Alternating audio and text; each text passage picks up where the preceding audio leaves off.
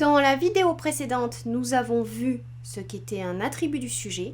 Maintenant, nous allons voir comment différencier l'attribut du sujet du COD. Alors, on va d'abord s'intéresser aux points communs. Le premier point commun entre l'attribut du sujet et le complément d'objet direct réside au niveau de leur place dans la phrase. Ces deux éléments se situent juste après le verbe. Bon, sauf des exceptions qu'on a vues dans la première vidéo. Un autre point commun se situe au niveau de la structure syntaxique. Ces deux éléments sont rattachés au verbe, ils font partie du groupe verbal. Exemple, elle a de l'ambition est un COD, elle est polyvalente est un attribut du sujet. On voit que la structure est quand même assez similaire. Le dernier point commun se retrouve en cas de pronominalisation. Quand on rend un groupe pronom, c'est-à-dire quand on prend un groupe et qu'on le fait devenir pronom, on dit qu'on le pronominalise et que ce groupe contient soit un attribut du sujet, soit un COD, eh bien le résultat est exactement le même pour l'attribut du sujet ou pour le COD. Alors voyons ça plus en détail. On prend l'exemple « il achète une poire ». Une poire, COD. Eh bien, si on fait en sorte qu'une poire, le groupe nominal une poire, devienne un pronom, ça donne « il l'achète ». On a ici L' qui est un pronom complément d'objet d'ailleurs. Et ça devient la poire qu'il achète, ou ça devient aussi qu'achète-t-il. Et le Q' renvoie à la poire. Et maintenant, faisons la même chose pour une phrase avec un attribut du sujet. Elle devient un ministre.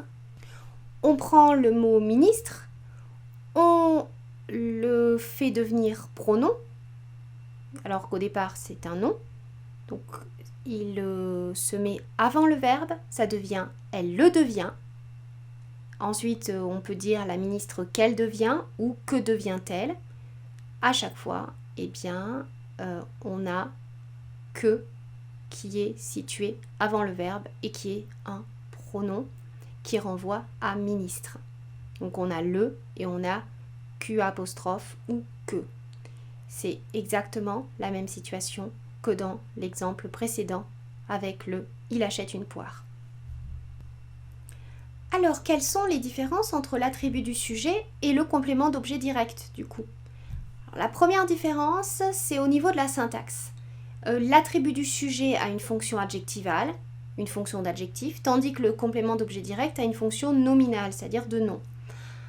On va prendre deux exemples. Je suis grand, ça donne une information sur je, donc ça a une valeur d'adjectif. Bon, il se trouve qu'aussi, ici, c'est un adjectif, mais voilà, ça a une valeur d'adjectif, c'est-à-dire ça donne une information sur je. Je prends un café, un café est COD, et un café n'a pas valeur d'adjectif. Ça ne donne pas d'information sur je, sur ce qu'est je. Ça donne une information sur ce que fait je, mais pas sur ce qu'il est. Et donc un café, ça a une fonction nominale, une fonction de nom. Et ça tombe bien, c'est un groupe nominal. Alors le nom ne peut être qualifié d'attribut du sujet que s'il a une valeur adjectivale suffisante. C'est-à-dire qu'il a une valeur de caractérisation du sujet. Il doit qualifier le sujet, donner une information sur ce sujet.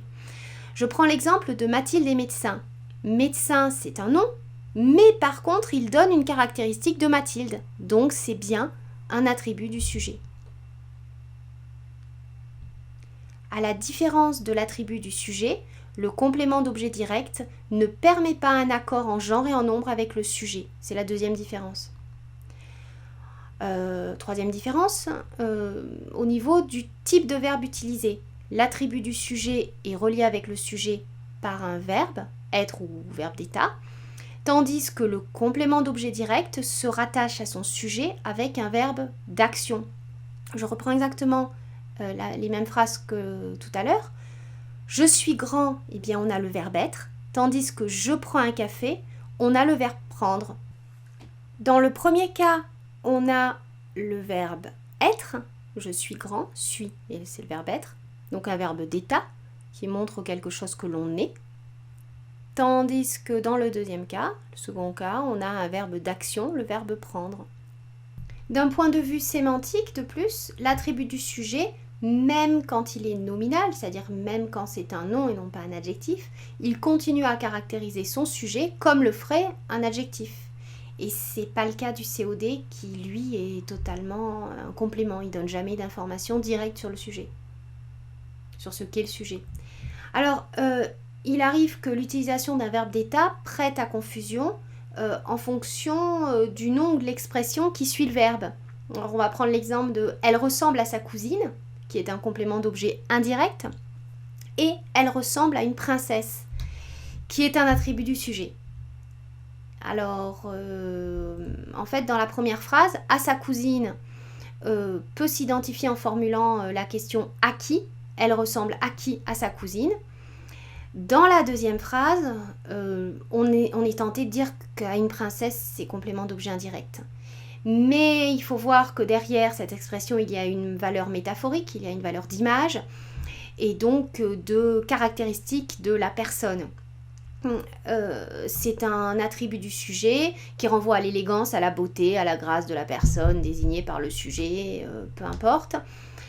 On va voir justement une méthode pour pas faire de confusion là-dessus. Pour savoir s'il s'agit d'un attribut du sujet ou d'un COD, il faut se référer à la nature du verbe. Quand il s'agit d'un verbe d'action, la suite est forcément un COD. Et si le nom ou le groupe nominal est précédé d'un verbe être ou d'un verbe d'état, eh bien généralement c'est un attribut du sujet. Voilà. La méthode la plus efficace, notamment pour ce cas de « elle ressemble à une princesse », consiste à remplacer le verbe par le signe mathématique égal et à voir si ça a un sens. Si ça marche, c'est un attribut du sujet. Si ça ne marche pas, c'est un complément d'objet direct. Alors, je vais donner un exemple. Mon voisin s'appelle Jean. On peut dire « mon voisin égale Jean ». On comprend ce que ça veut dire. Donc Jean est un attribut du sujet.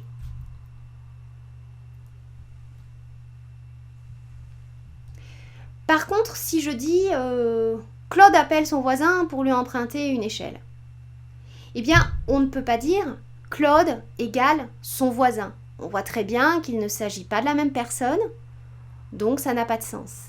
Eh bien, dans ce cas, son voisin est COD.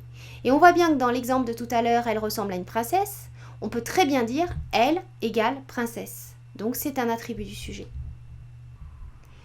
Pour résumer, pour identifier l'attribut du sujet et le différencier du COD.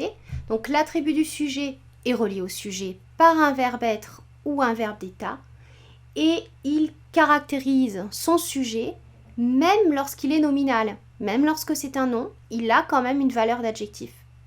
Tandis que le complément d'objet direct fait partie du groupe verbal et complète le verbe. Il contient un verbe d'action. Il se limite à son rôle de complément et il ne caractérise pas son sujet. C'est la fin de cette vidéo. N'hésitez pas à la partager ou à la commenter. Vous pouvez me retrouver sur mon site internet, sur Facebook ou encore me soutenir sur Tipeee. À bientôt!